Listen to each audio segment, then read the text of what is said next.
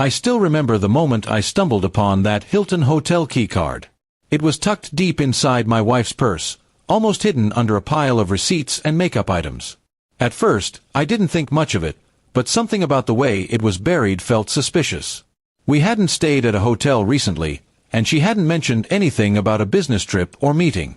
My heart sank as I held the card in my hand, realizing this was no accident. That night, I didn't confront her immediately.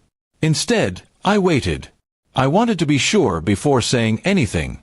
My instincts told me to dig deeper, and so I checked the dates on her credit card statements.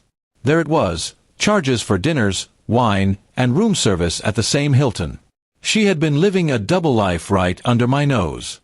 The next morning, I asked her casually if she had been anywhere interesting lately.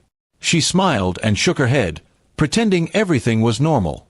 The lies slipped off her tongue so easily that I felt both disgusted and enraged.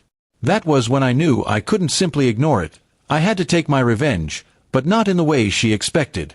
I booked myself a room at the very same Hilton, using the keycard I had found as leverage. I wanted to catch her red-handed. 2 nights later, I sat in the hotel lobby, watching the entrance carefully. My stomach was twisted in knots, but I was determined. Sure enough, I saw her walk in, dressed beautifully, her face glowing in a way I hadn't seen in months, but it wasn't for me. A tall man joined her, and they laughed like teenagers in love. I followed them discreetly to the elevator, heart pounding with fury. When they disappeared into a room, I didn't go after them immediately.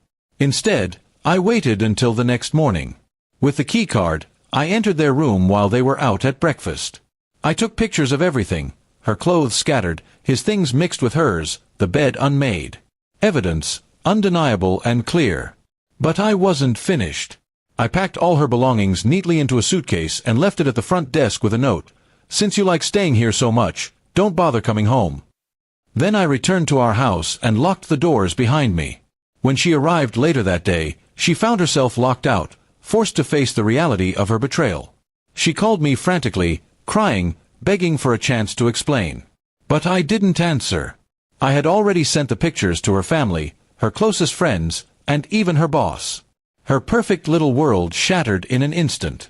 The same mask she wore so confidently in front of everyone crumbled because of her own choices.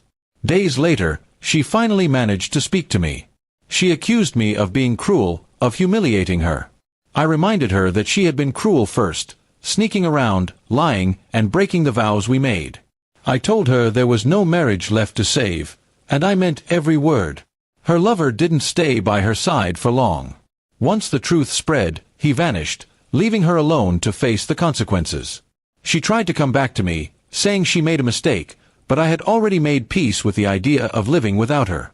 The trust was gone, and without trust, love cannot survive. At first, I thought revenge would heal me completely. And while it didn't erase the pain, it gave me closure.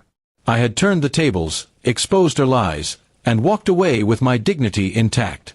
She was left with nothing but regret, and I carried with me the strength of knowing I refused to be her fool any longer. In the weeks that followed, I began focusing on myself, my work, my friends, and rebuilding the life she had tried to destroy.